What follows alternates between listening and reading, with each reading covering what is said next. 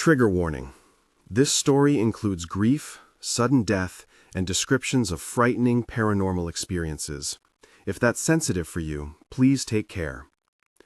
This morning, my 4-year-old looked up from his cereal and said, in a voice small and certain, "Daddy, the tall boy says he can take me to see Mama." It landed like a stone in my chest. I remember the way the spoon clinked against the bowl and how for a second I couldn't breathe. He was smiling like it was a joke.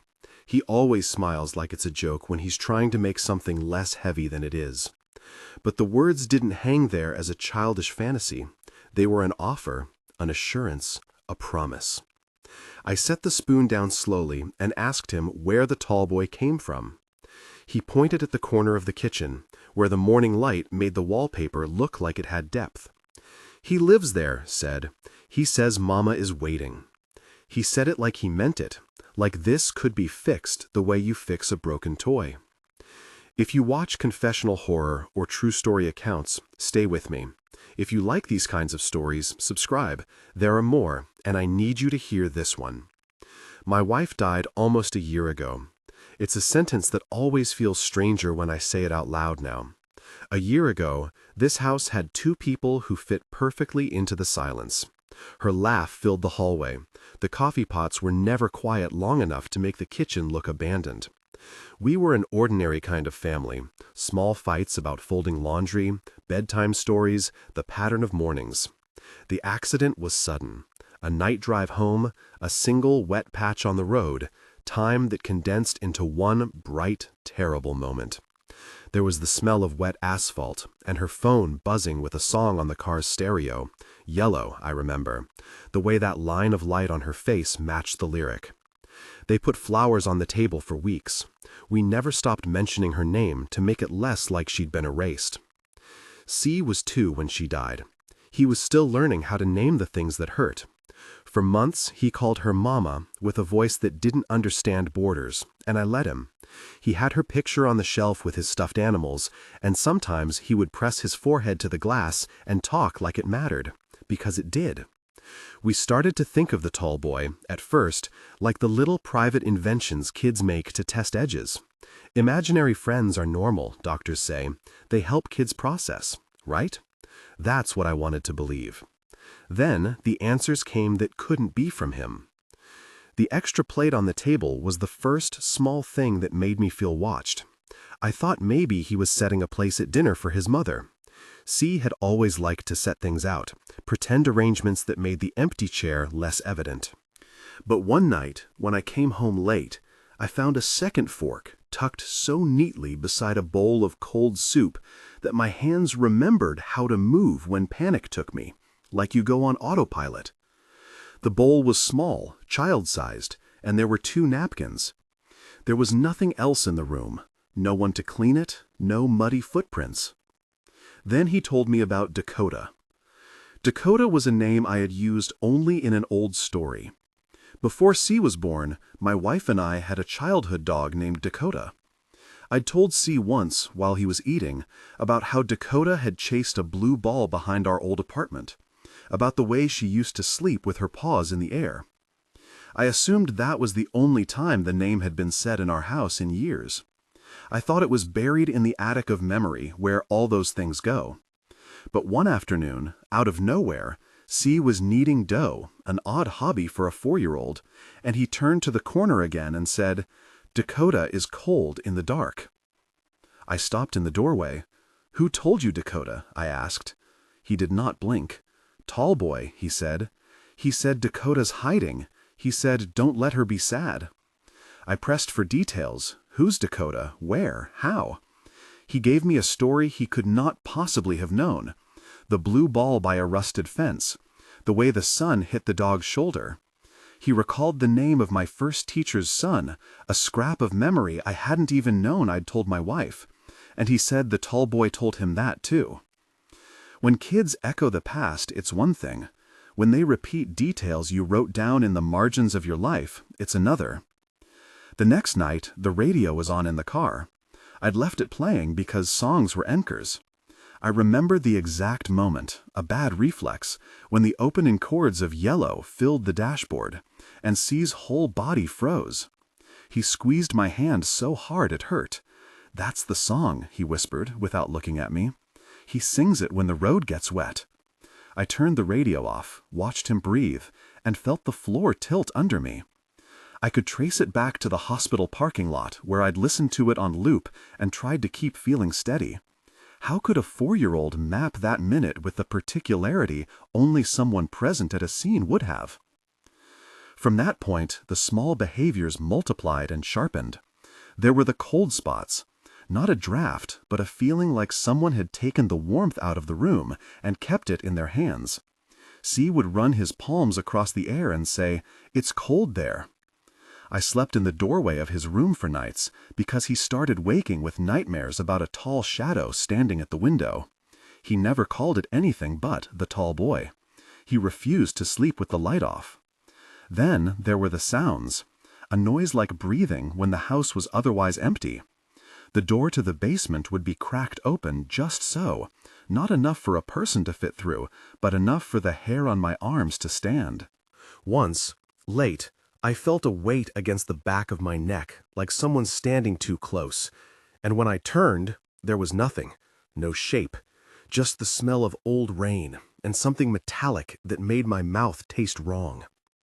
Sometimes it was like being watched by an animal behind a glass, eyes that gleamed when you moved but were otherwise invisible.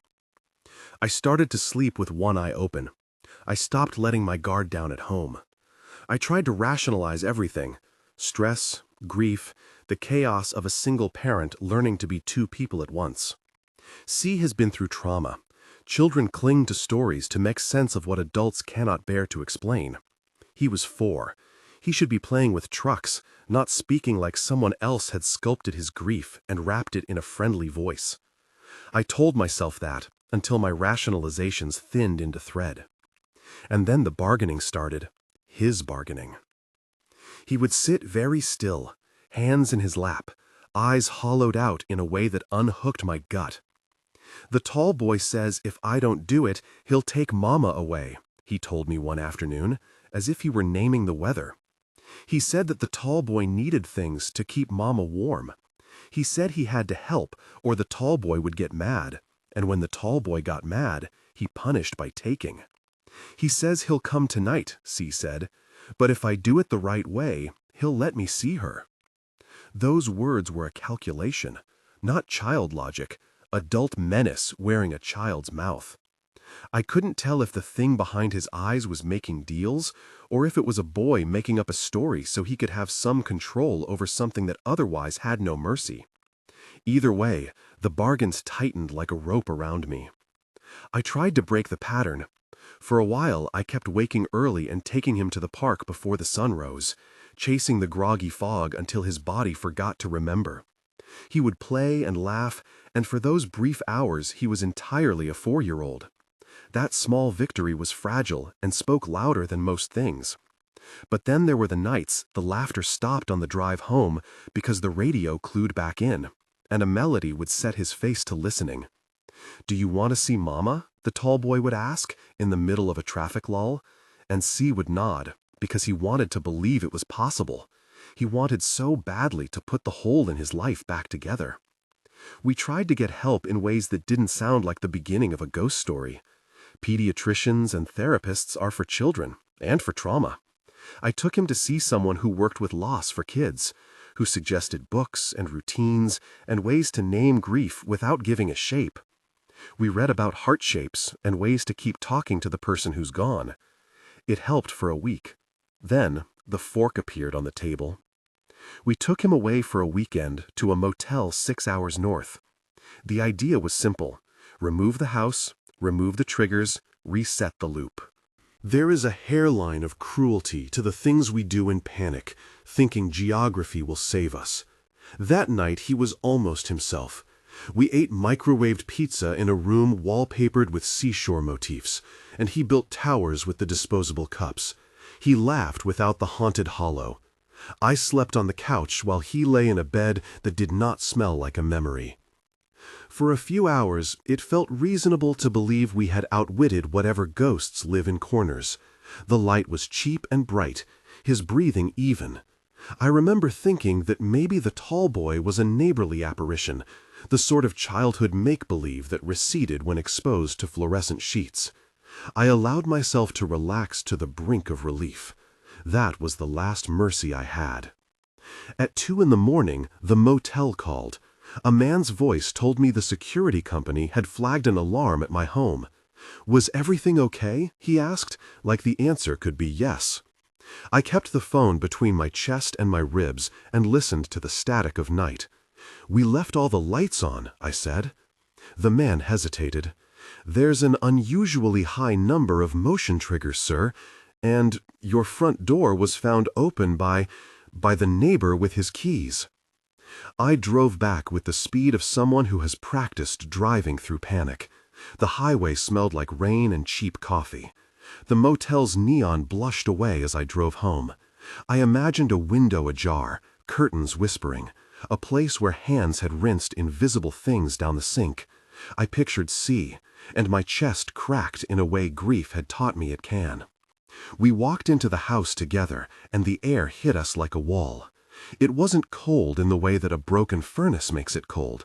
It was a cold that felt deliberate, like someone had opened a door to the outside world and left the house to breathe out all of its warmth. The kitchen light hummed. The living room smelled faintly of iron. C's eyes were wide and black. He hugged my leg as if it could hold him. The chair where my wife used to sit had been tipped. It wasn't a dramatic topple. It had been leaned, as if someone had pushed it away with a long reach. On the mantel, small things had been rearranged into a pattern I couldn't read. I found, tucked beneath a cushion, a scrap of paper with a child's drawing. A stick figure with a hat, too tall to be a human hat, drawn shading its face. There was a looping line, like an invitation. Below it, in a child's careful letters, scratched over several times, C had written, "He says he's hungry." I slept with the light on in the hallway for 3 nights after that. I asked C direct questions. Who is he? What does he want? Sometimes he said nothing. Sometimes he mimicked the voice. "He says Mama is with him," he told me once, like saying the words would make them true. He would sing the opening line of Yellow in a sleep mutter, the melody wrong in the way that recalls the wrong note at the wrong time. Everything had a way of pointing inward. A cold spot by the second-story window, the shower turning on by itself for a moment with no faucets touched, the dog-eared children's book that belonged to my wife opened to a page marked with a photograph of a park we'd never visited but she used to tell stories about. The house was starting to feel like someone was auditioning to occupy it, not a squatter, a guest that had no right to call it home. I walked out more than once to the curb and let the night swallow me so I could count my breaths. I Googled things I had no business Googling. I read forums until my eyes burned, people claiming to talk to spirits, pages filled with grief and warnings. Some voices were kind, some were feral. In them I saw my own reflection, a man who had been trained by grief to be too trusting and too hungry for an answer.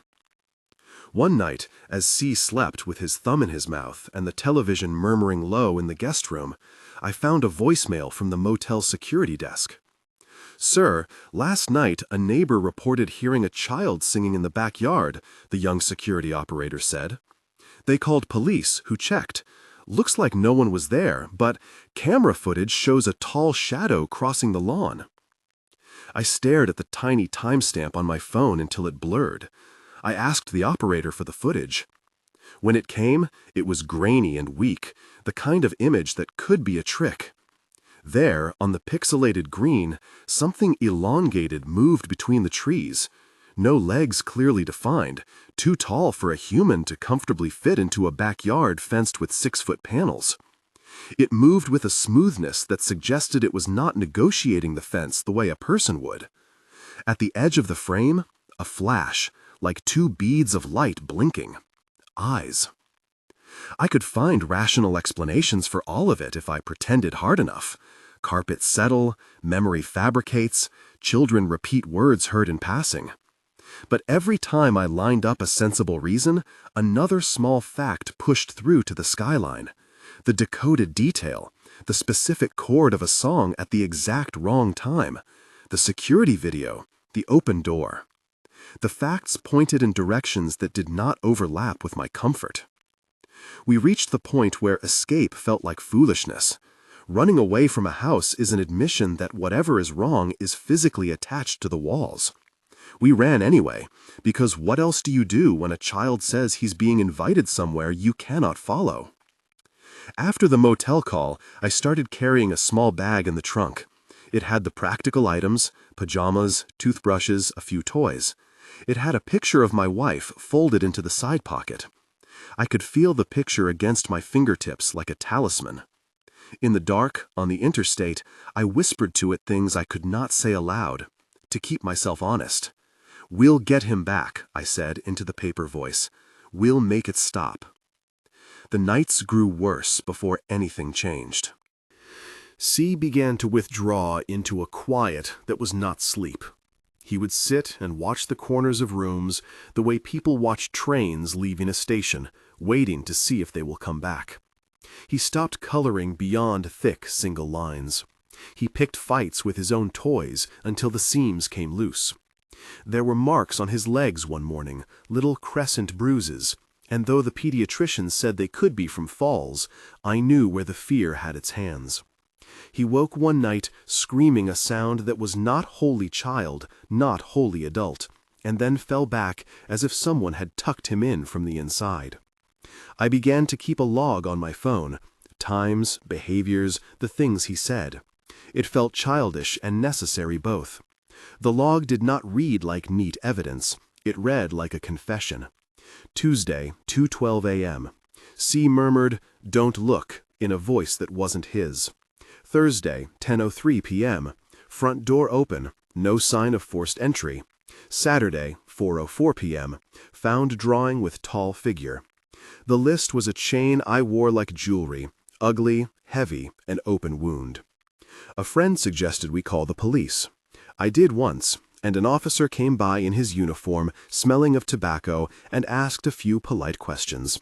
He took a report and told me to keep doors locked and to call if anything else happened. There was kindness in his voice, and a kind of exactness that felt like a wall. He did not say the words I was afraid to hear, because they would make everything real. "We'll get you help." He walked out with the same even step he'd come in with, and the house remained its own tense organism. The thing that finally snapped me out of the loop of normalcy and futility was the way C began to talk about a place. Not the present, not the house, but a place that sounded like a waiting room. He says, "Mama is in a bright hallway," C told me, fingers picking at the hem of his shirt. "But it's not her. He keeps her in there, and he needs letters to let her out." The logistics were nonsense. The language was not. I stopped being able to sleep at all some nights because I would lie awake and imagine someone tall enough to stand in the doorway of our life and reach in. I began to watch him in public like a hawk, trying to guard him with eyes I never had without guilt before. That guilt is insidious. It crept in through the open cracks of my own failures, the missed story times, the years when grief made me absent. I had wanted to be strong for him. Instead, I sat in the car idling outside preschool and watched him walk in, and imagined the tall boy in shadow, in the corners of the playground, offering mothers hands that were impossible to refuse. Finally, the night came when I could not carry the weight of guessing anymore. The house felt clipped at the edges, like someone had cut a circle out of life and left us around the ring. C had begun to say the tall boy's name in his sleep, and sometimes he answered questions the way a parrot might, without understanding, but with the tone of someone who'd repeated the phrase until its meaning wore down to a sound.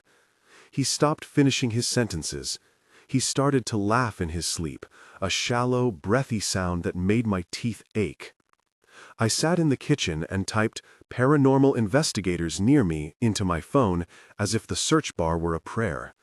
There were forums, YouTube videos, a couple of websites with grainy photos and long disclaimers. I felt ridiculous.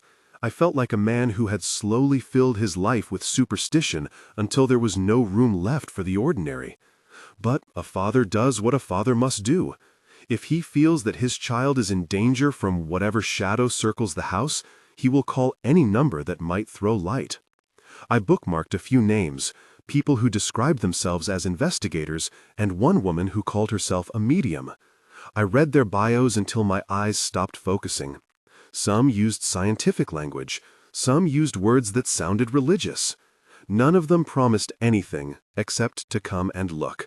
That, I decided, was enough. I hit call on the woman who described herself as a medium. My finger hovered. I told myself I was skeptical. I told myself I was doing this because I had to do something beyond the routine. When she picked up, her voice was small and careful, and I said the words I had never imagined saying to a stranger on a phone.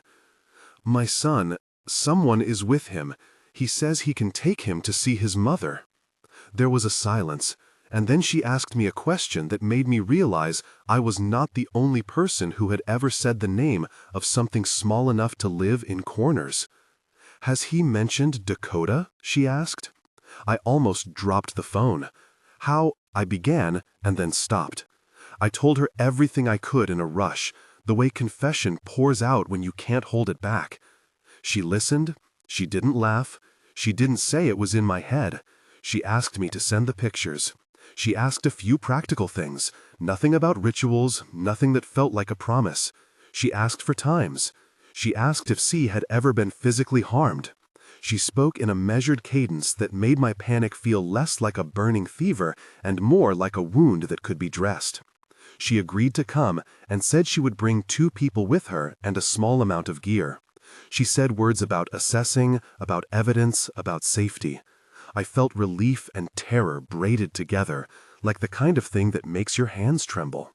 When she hung up, I sat in the car for a long time, the engine idling and my phone on my knee, and thought about whether calling someone else had been the right move. I told myself this was for C, for my son, for the thing that was insisting on being taken.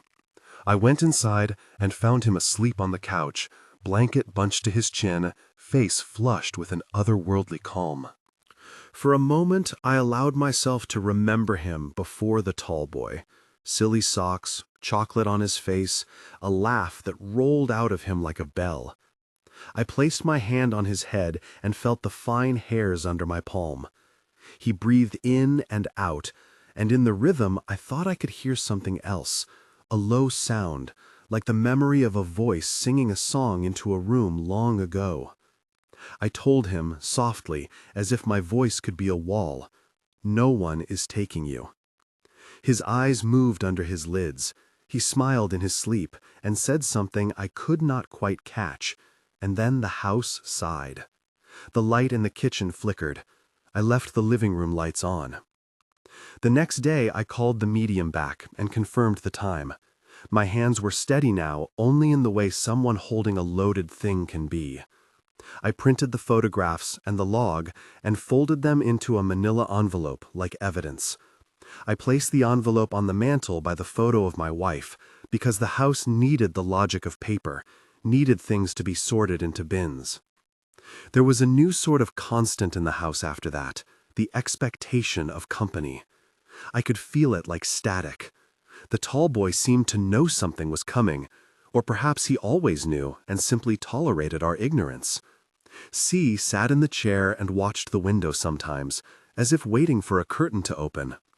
He would hum the opening line of Yellow under his breath, and sometimes his lips would shape the name Dakota, as if calling for a dog that had been hidden under a couch for years. Night fell the day before they were due to arrive. I slept badly. At 3 a.m, I woke to the sound of pages turning upstairs. I wasn't sleeping, I realized. I was waiting to be interrupted. I went to check and found C sitting straight up in bed with his eyes wide open. He didn't blink when I came in. He didn't call me Daddy. He looked at the ceiling and said in a voice that wasn't young, "He says he will be here tomorrow." I felt the skin of my face go cold in a way that had nothing to do with the thermostat. I put my hand on his shoulder.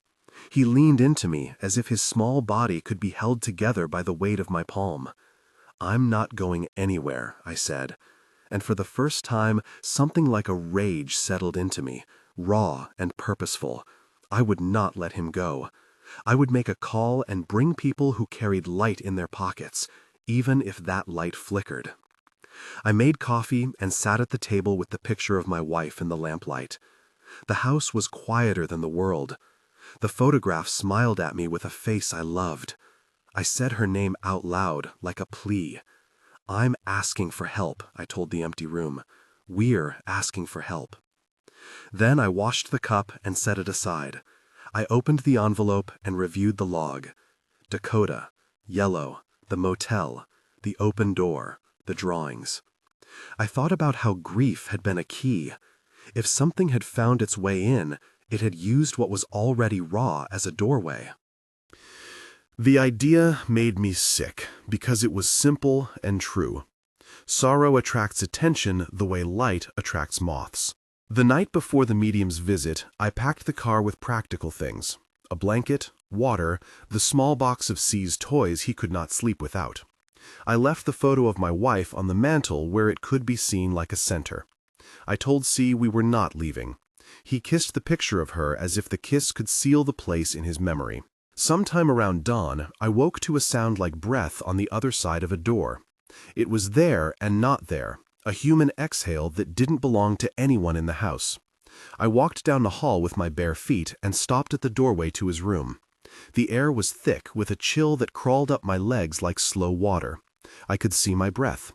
I could see, reflected faintly in the dark window glass, two little lights like the beads in the grainy motel footage. C was asleep with his thumb in his mouth. His face was peaceful, innocent, in the way that breaks people open. I stood there and listened until the chill climbed into my bones, and I felt the dull, irrevocable knowledge that we were about to meet something beyond what I had prepared for. I walked back to the kitchen and sat down at the table.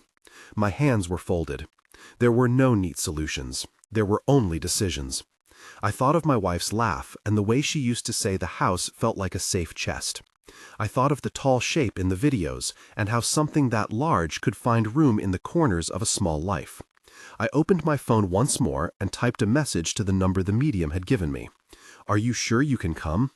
I hit send and watched the blue bubble move away. There was no way to know if making that call had helped or hurt.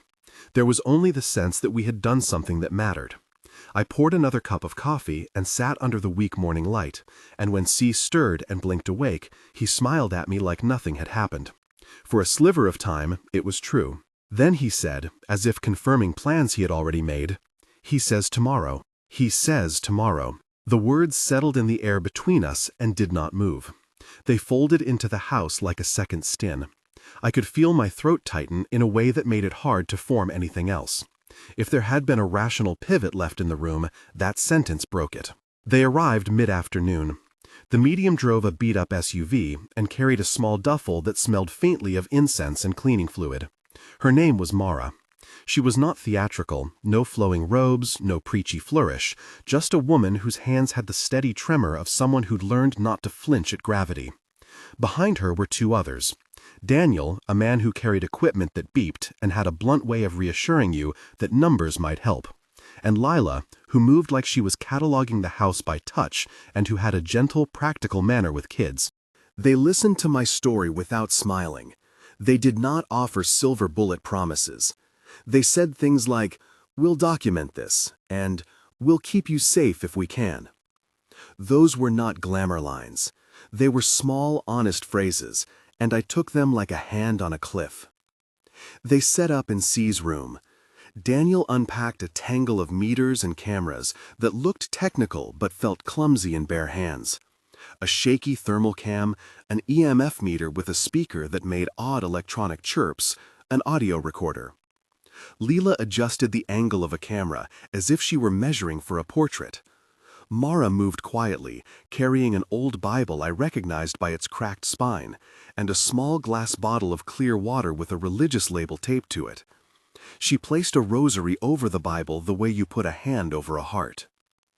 "This is only assessment," she said to me, and there was a tired gravity in her voice that I can't explain. "We'll see what's here first." From the start, the house felt alert. The meters chirped gently, as if to say hello. The tiny EMF beeps had the intimacy of a nervous animal. Daniel kept glancing at his monitor, like a man watching an obstinate stove for a flame. "Baseline here is fine," he said, then frowned at the screen. "But look," he pointed. The meter had been snug in the corner. The bar jumped and the beeping sped up until it sounded almost indecent, a mechanical gasp. The three of them watched the spikes like doctors watching a monitor. The thermal camera was the one that cut through the idea of reasonable explanation. On the screen, the room was a dull wash, warm oranges where an occupied bed should be, cooler blues where blankets lay. Then a blue patch pooled in the corner like a stain. Daniel squinted, turned the camera and said low, 48 degrees at the floor. He tapped the screen as if to make it change. That's not just a draft." C sat on his bed with his soft blanket wrapped tight. He watched the equipment with the precise curiosity of a child who understands he is the subject of other people's attention. He answered Mara's soft questions without much acting, his replies small and even. "He's cold there," he said about the corner. "He says he likes the dark." They recorded some baseline EVPs, question and listen sessions that felt absurd and holy at once. Mara asked aloud, in a voice that was more a conversation than a command, "Is someone here who wants to speak?" There was a long, brittle silence, then a thin, wet sound on the playback that made my skin crawl. It could have been wind, it could have been a pipe, it sounded like breath. And then, with a clarity that stole my composure, a syllable slipped in there, one low, unfamiliar sound that the recorder caught and the room heard back. Dakota. I looked at C. His face was a blank they'd carved into him and left.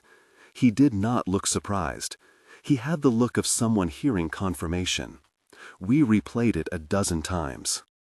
That the sound should form a name from a memory I'd only confessed in a moment of trust felt like an accusation.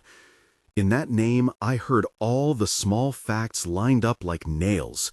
The blue ball, the rusted fence, my wife's laugh when she told stories about a dog that had crowded our old apartment with warmth. The tall boy knew things he shouldn't. Mara did not speak theory. She spoke in practical declarations. "This feeds on grief," she said after watching the data with a clinician's stare. "It's attached. It's been given specifics." She used the word parasitic. She said it quietly, as someone describes an illness. "It stays where sorrow is thick. It learns what your family treasures and uses it." I felt defensive, animal. Is that a demon?" I asked, because I wanted words to hold. She tilted her head. "Names matter less than patterns. This is an entity that preys on attachment. It mimicked your family's language. It is clever." I remember thinking that if the word demon stomped across the carpet, it would not make the house any less dangerous. It only shifted the shape of my terror. And yet the answer both horrified and steadied me. If it fed on grief, if it had learned my wife's intimacies, then my son's tender pieces were at stake. I had to act. They prepared without theatrics. Daniel ensured cameras pointed at corners and doorways, no grand show, just angles and evidence. Lila set up lights to keep the room from being entirely surrendered to shadow.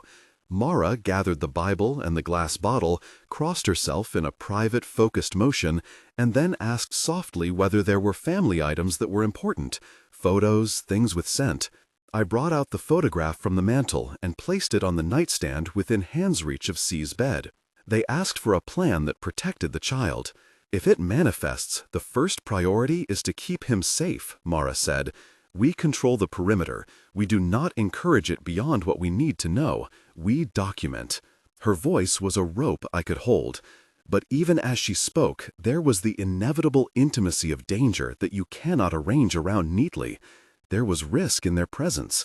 There was risk in bringing a stranger into the line of fire. Night fell with the manner of a thing that was impatient to begin. The house darkened and then seemed to hold its breath. The meters found new life. The EMF increased in a jittering wave. The temperature in the corner dropped like someone had opened a window to a winter that did not fit this region. On the thermal feed, the blue patch widened like a stain bleeding. They worked methodically, but there was nothing methodical about the sound that came next. It bubbled up from the corner as a noise that registered beneath meaning. It was the sound that wakes a parent up, like furniture settling, then the subtle articulation of syllables that do not belong to the present. Mara asked softly, "See, do you hear it?" He nodded. "He's here," he whispered. "Can you ask him his name?" Mara asked, and there was the barest hint of training in her voice. She had prepared for unpredictable replies. C looked at the corner as if there were a tall person there. "Tall boy," he said plainly. "He says he's hungry. He says Mama is warm in the hallway." The recorder picked up a voice that was not C's and not Mara's, flattened, distant, as if spoken through wet cloth. It sounded young and ancient at once, childlike in inflection, but with a low velvet undertone that settled under the ribs. "He will come," it said. Daniel's handheld meter whined and then screamed like an animal caught in a snare. The beeping became continuous, and then, inexplicably, went silent for a thick half-second. In that fracture, the air turned to a metallic taste at the back of my throat. I realized then the thing was aware of the technology. It was aware of being watched. The first physical contact came as a slap of air across the room that cracked pictures on the wall and sent a candle guttering. The lights flickered. Leela grabbed the camera arm and it swung like a pendulum. Something brushed past me, an idea of fingers, or maybe only a pressure that left the hair on my arm standing. I felt the air as if someone had opened a window to the Arctic. C whimpered and curled inward like a small animal. His breath hitched. Mara moved to the doorway and closed the distance between her and the corner with the slow, deliberate pace of someone who knows where their limits are. She did not raise a hand. She did not shout. She asked, in a voice that was both firm and strangely maternal, "Who are you?" The reply was a multitude of sounds layered through one another. A child's laughter, a dry shush, the sound of someone dragging their nails along a rough surface. And then, clearer than anything that had come before, a sentence that landed like a blade. "I know where she smiles." It said my wife's name that time, not the diminutive we used in the house, but the way everyone else said it. Hearing it was like being shown a photograph of a private wound. Mara's face, so calm until then, went slack in a way that made me see the man behind the professional. She closed her eyes and whispered something I couldn't make out, then steadied. They tried to record more EVPs. Daniel kept talking into the recorder. "If you are here, tell me what you want." Then he played it back. In the static, there was the echo of a word that matched the syllable of the song's chorus, an odd, elongated yellow that bent like a shadow. No one pretended it was anything but proof that something had language, and that language had adopted pieces of our life. Mara's diagnosis was sober. "It's feeding off what you call her," she said. "It's wrapped itself around your memory." She used the words possession risk and parasitic attachment. Those terms carried the weight of someone who had stood before such things before and seen the cost. "It will try to bargain," she said. "It will mimic. It will try to make you do what it needs."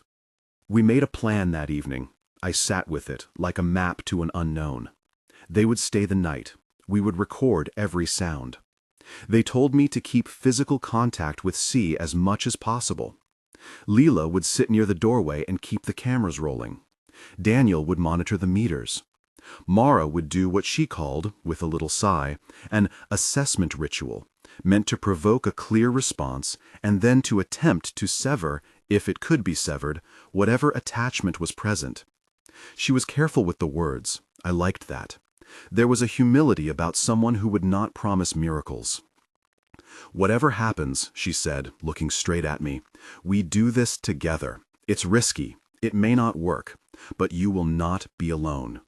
When night deepened, the house became a theater. The tall boy, if that was the best name he would accept, arranged the stage. The shadows lengthened and pooled in the corners, and the darkness seemed to have weight. The meter hummed like a chorus through the low parts of songs I had once associated with comfort.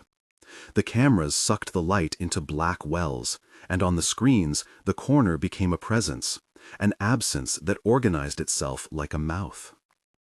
I held C on my lap, wrapped in blankets, while Mara stood at the foot of the bed. She read lines from a psalm I recognized by the cadence, even though she did not brandish scripture as a weapon. It was an invocation more than a sermon, simple words repeated in a group cadence. We all spoke for a moment, folding words into the air the way you might fold a blanket around a shaken child. I am not religious in any tidy way. My faith now is a different animal, patchy and jealous. But those words had the power to fill a room and make the edges seem less dangerous. The tall boy answered, but not with words so much as motion. The temperature dipped until the breath I could see fogged in front of me. The blanket shook with a tremor that was not an animal movement. The playlist of nights with my wife, simple domestic songs, struck a chord, and the house seemed to answer with a groan. For a moment I thought the thing would present itself plainly, throw itself against our faces and reveal its shape. Instead, it did something worse. It reached behind the curtain of mimicry and started to play with memory. C's head lolled against my chest, and he murmured something that made me feel sick to the bone. He says Mama likes the rain. It was then that the tall boy used my wife's tenderness as a hook, a small private mannerism, and turned it into a key. Mara's voice faltered. Daniel's meter screamed. At one point, the tall boy spoke through the space between us, a voice leaking like oil from an unseen jar. "He feeds on the remembering," it said. "You remember, and I am warm. Give me more, and I will be full." When it spoke my wife's name again, the sound was a claim. The way it said she smiled in a hallway, an image the tall boy described with ludicrous specificity, took something from inside me I did not know I possessed. Grief rearranged itself into a sharp, hot panic. I had the primitive urge to stand, to grab the thing, to rip it from the house with my fists. Instead, I tightened my arms around C and felt his heart batter in the small space beneath my ribs. Then the medium did something I was not prepared for. She called out to the tall boy, not with the sharpness of accusation, but with the steadiness of one who has walked into the dark and keeps returning. She asked it direct questions on the recorder. "Do you claim her? Do you claim a name?" The reply was immediate, and it was an answer that made me understand how deeply this thing had insinuated itself into our history. In a voice that was many voices at once, child, man, whisper, came the words, "She's in the bright hallway. He's bled and sung for her. He will take the one who remembers best." Those were not mere taunts. They were secrets it should not have known. The hallway, the way my wife had once sung for me to hush a child, the rhythms of small domestic moments. The tall boy's knowledge was not random, it had detailed edges. With each detail, it dissolved my defenses further. Things escalated then with a speed that made the room lurch. The corner, already a blot on the thermal, thinned into a darker slit and then a presence. On the screen, red pinpoints like eyes flashed for a breath. The temperature fell further. The meters went berserk. Daniel cursed softly, not with a scientist's reserve now, but with a raw fear. "This is not linear," he said. "It's—" He did not finish the sentence. No word could have crowned what was happening. The tall boy began to imitate my wife's voice. Not a perfect rendition, no mockery, more a rough collage of muscle memory. It quoted a line she used to say when tucking a blanket under a child's chin. And because it could reproduce that intimacy, the room filled with the impossible authenticity of a memory lived again. C's eyes darkened, his small body rose like a puppet pulling against strings. His fingers dug into the fabric of my shirt. He was slipping towards something else. Then the world narrowed to a single instant. Mara's face went white, her pupils blown wide with a terror that was both professional and absolutely human. And the tall boy, if it could be said to be in a form at all, projected a sound that was not spoken, but like the crushing of paper. For a heartbeat, I thought everything would stop. Instead, the tall boy leapt into her. I will never be able to describe the sight without my chest feeling like it will cave. Mara reeled as if struck, her hands clawing at her throat in a reflex I understood to be involuntary. The voice that answered did not sound like Mara. It was the tall boy speaking through a mouth that had been Mara's for a thin, dangerous second. "He will give," it said. And then the words tumbled out in a new clarity. Names, fragments, the kind of obscene knowledge that an interloper should not possess.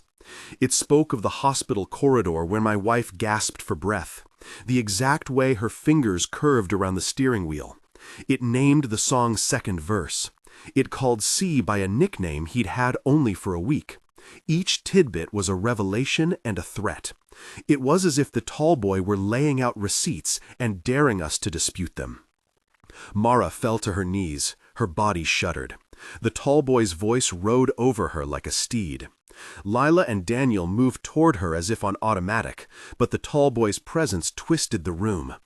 Objects flew. Nothing graphic, no wholesale demolition, but heavy things. A lamp swung and crashed. A photo frame whirled and hit the wall. The air became contested space. I felt a pressure in my chest like the house was folding inward. I climbed over the bed and put myself between C and that corner.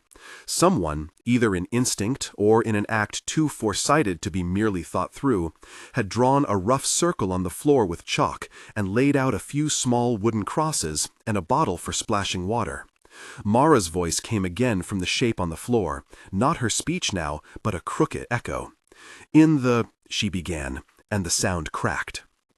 They began to chant, not in a way that felt like a lesson, but like people holding a rope when a storm comes. Psalm lines came in, the St. Michael prayer in fragments, phrases that felt old and used, and therefore not invulnerable, but serviceable.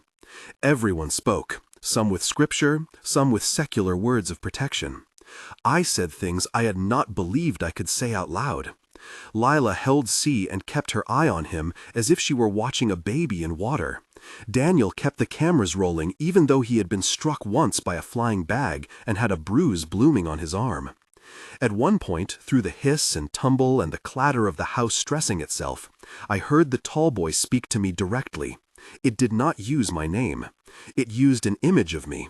My hands on a lawnmower, the way I cursed at a stubborn grass patch, small unromantic things, and a tenderness that hurt. You held her picture, it said. You named the ball. You left it on the shelf for me. I answered like a man who had walked into a storm without a raincoat. Get away from my son. It laughed, a sound that was half a child's giggle and half the grinding of ice against stone. He remembers, it said. He remembers for me. Then the tall boy's voice did something that made the hairs on my neck stand up so sharply I thought they would snap. It spoke in my wife's voice, clean, close, perfectly formed, saying a phrase she used to say when she tucked C under a blanket. And in that moment, I saw her like a picture burnt at the edges. It was the cruelest trick, to sound like what we loved and then to make that sound a lever. Mara staggered to her feet and in an instant became the conduit. I could see in her eyes she was no longer entirely present. The tall boy used her, shifting its tone to something that imitated directive and then used that to push us. It told truths we had kept secret. The one time I had left a park early. The night I had promised I would fix the fence and hadn't. It spat the things we call small failures back at us as if they were confessions we owed. When it used Mara's voice to talk about my wife's last hour, I felt like I was drowning. It described the hallucinated brightness of lights in a corridor, how my wife had smiled at a nurse who handed her a damp towel. It claimed she had been happy in that moment, and that any ache we held was ours to give. It was a theft.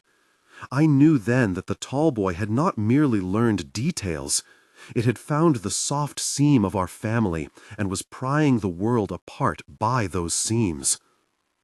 The room degraded into chaos. The tall boy used Mara to call my son by private nicknames. It told C that Mama was waiting in a place of light, that he would not be alone. C's body went rigid and then limp, a marionette. Leela's eyes were wide. She was on the verge of hysteria, and held herself back with the kind of muscle I'd only seen in people who had rehearsed grief as a job. Daniel shouted into a recorder for them to get audio of a particular phrase. A camera spun and caught the moment a shadow passed over the bed like a hand. Then, and it felt like the only thing that was inevitable, the tall boy tried to take C. For a breathless second it felt like a theft. C's little face twisted and darkened. The breath stopped somewhere between us. I remember doing the most animal thing I have ever done. I grabbed him and pulled him against my chest and bit back a sound that could have been a scream. My nails dug into his back.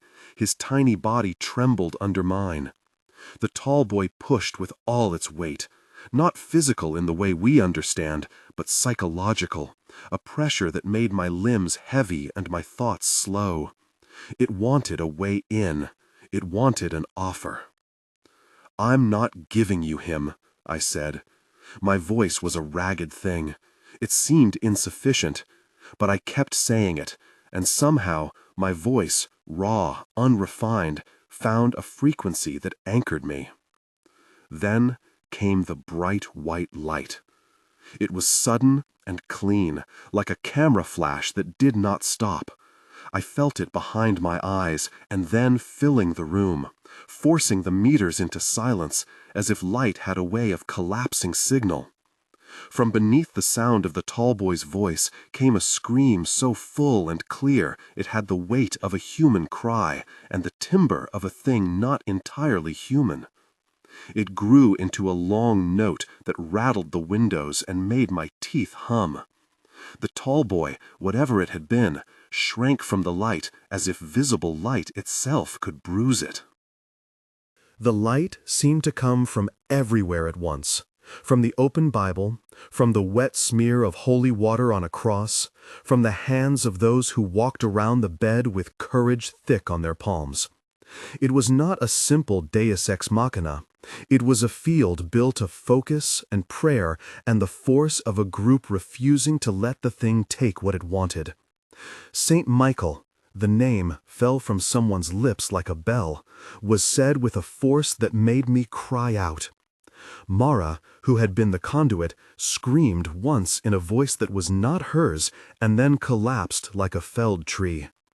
The tall boy let out a sound that was a cross between breaking glass and a child's cry, and then it was as if a hand had pulled the night across a frame.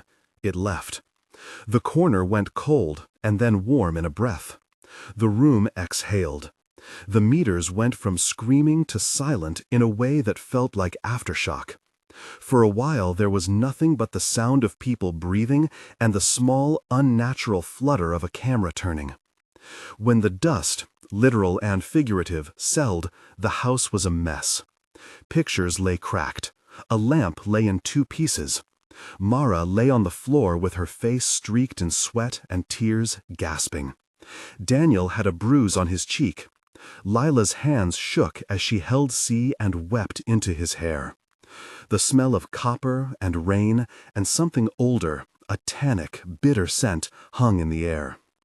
Paramedics arrived minutes later because someone, Daniel or maybe I, had called. They stepped in like professionals step into a violent domestic scene. Brisk, efficient, not unkind.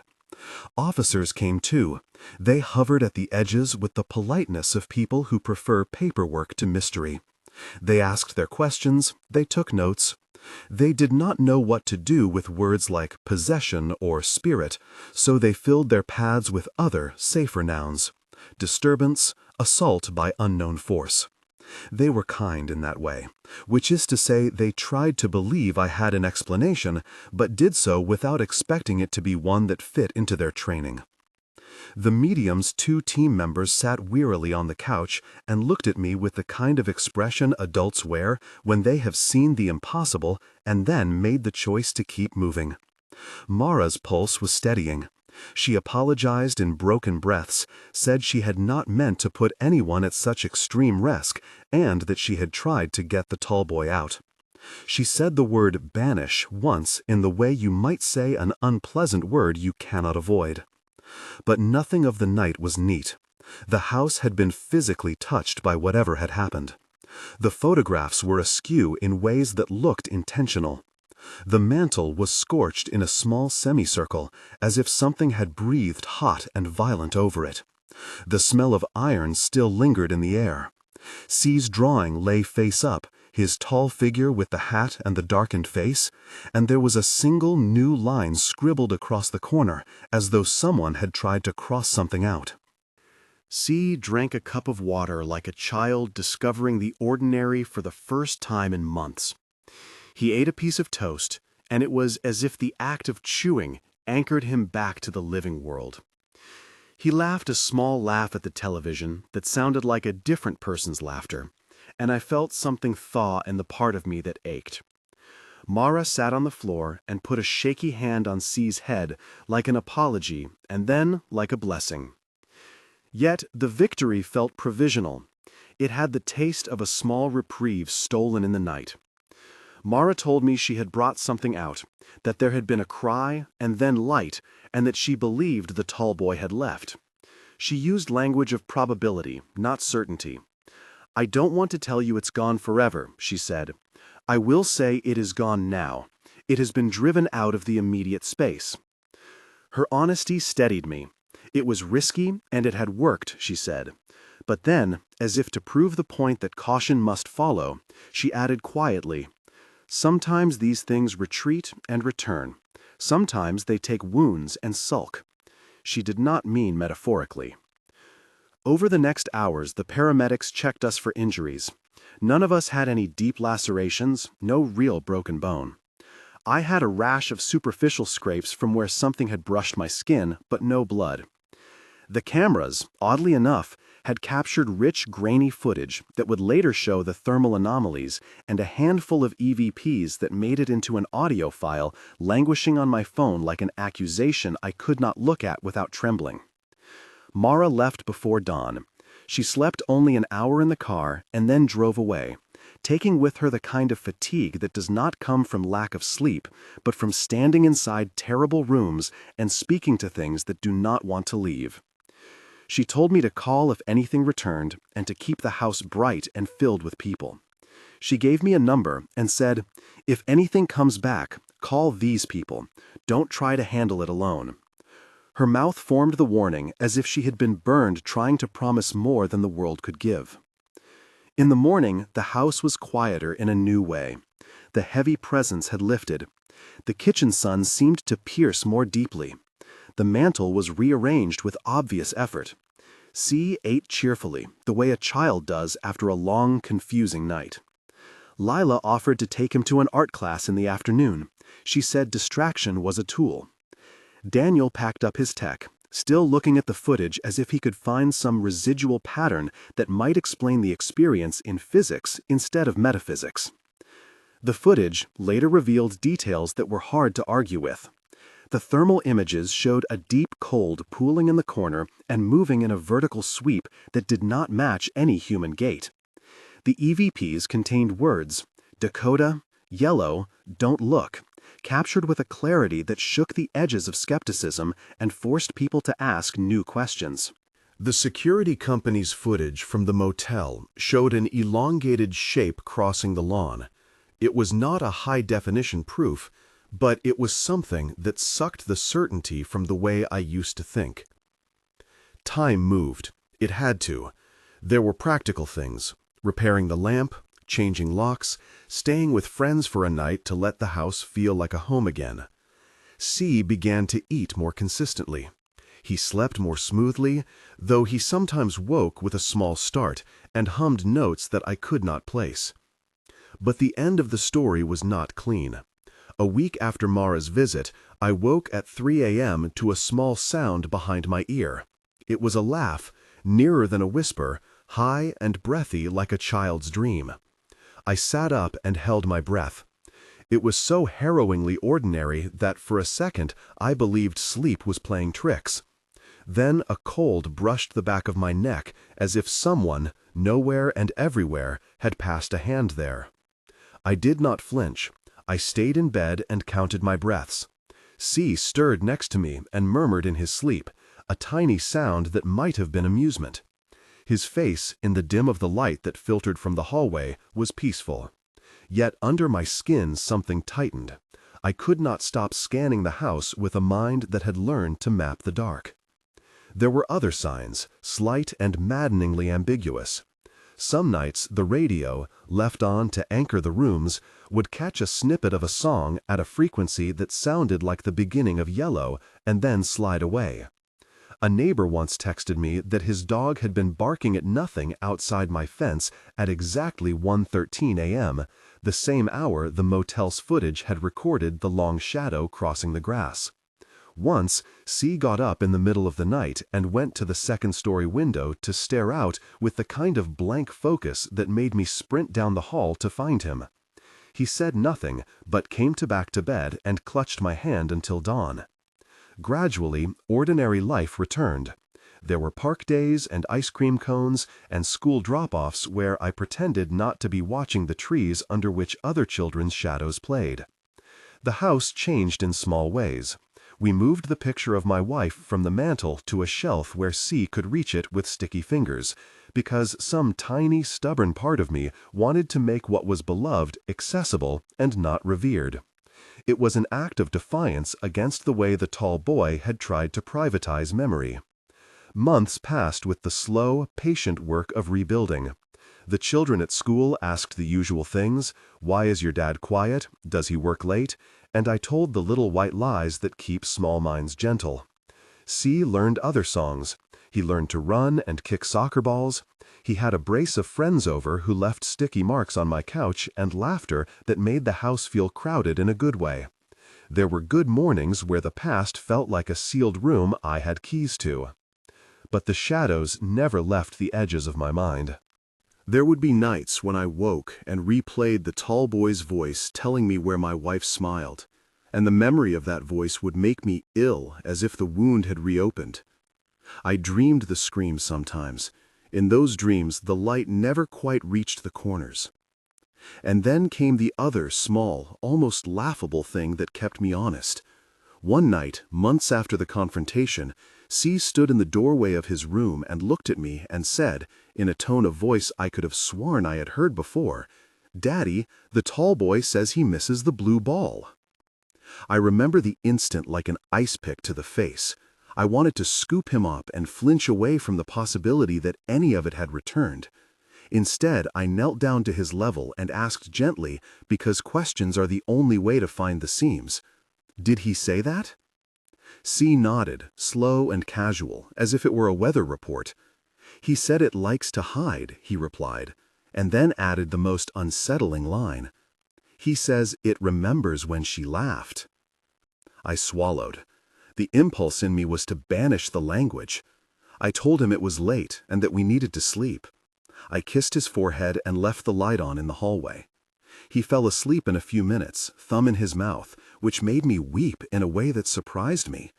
Tears that were part relief and part a sorrow so old the skin around it had thickened.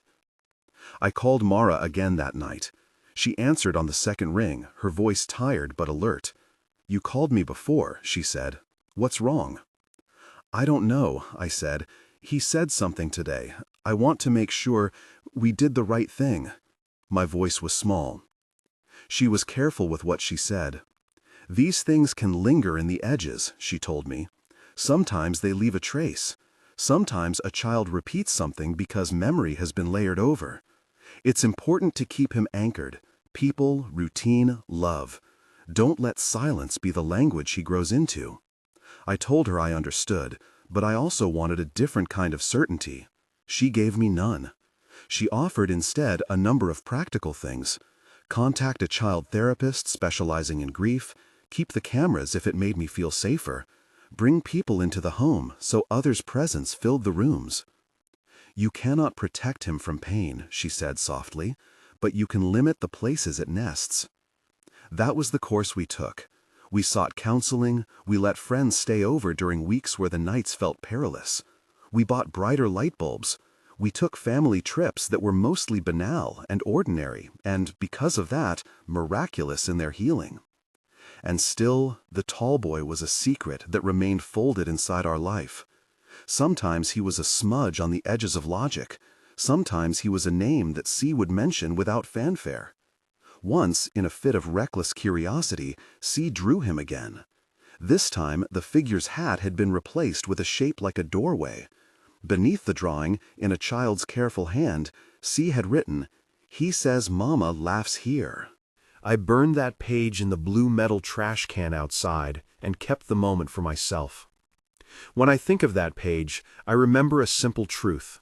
The tall boy was less a thing and more a question, about what grief can make, about the bargains children feel forced into. There were nights I stood at C's doorway and watched him sleep and felt gratitude that compassed the edges of me. There were mornings he woke up singing nonsense songs and the world felt safe in its smallness. There were visits to the cemetery where I told my wife things out loud, the way a person does to a friend. Silly complaints about a dent in the car, gratitude for the way she'd loved us. No miraculous sign came from the stone, only the steady knowledge that memory lives in places and then sometimes finds itself inhabited by things that should not be. People asked me, sometimes, if I believed in what we had experienced. I did not have a tidy answer. I had been given proof that defied neat classification: audio files, thermal anomalies, a motel security clip. I had felt a presence that parroted the most personal moments of our lives and had tried to take my son by trickery. I had also held C while he laughed at cartoons and fallen asleep with his head on my shoulder at the movie theater. The truth lived in the tension between those things. The tall boy's haunting secrets, the details that proved it knew us, stayed with me. They were a map of where the thing had been most intimate with us: our songs, our dog, our corridor of small domestic rituals. It had taught me how fragile the border is between memory and manipulation, how grief itself can be used against the people who carry it. I learned the vocabulary of vigilance, to document, to invite witnesses, to let the light be strong in the rooms where shadows press hardest. Sometimes, late at night, I would hear C whisper in his sleep, and laugh a small, breathy laughing sound that I had come to hate and cherish in the same beat. I would lie awake and wait for a chill to run up my spine, and sometimes it did, a tiny touch of cold that made me shiver. Other times, nothing came. The tall figure, whatever it had been cast out, and had maybe only retreated. Maybe it had been fed now and then by small dissolutions of attention. Maybe the house would never be untouched again. If there is a moral to this, I suppose it is that some things require witnesses. There is power in not letting a shame be secret, in saying hard things aloud so the words cannot be prey.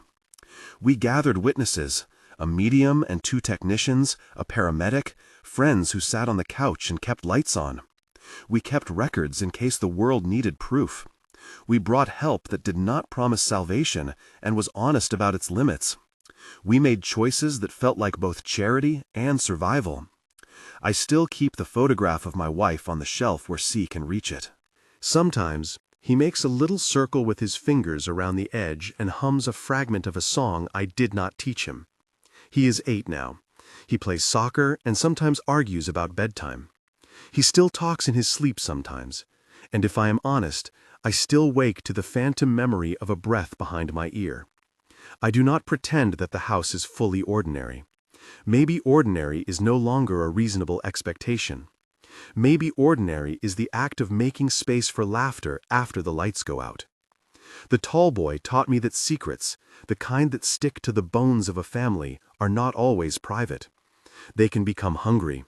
They can assemble themselves from the crumbs of what we loved and use it to make a home in our deepest places.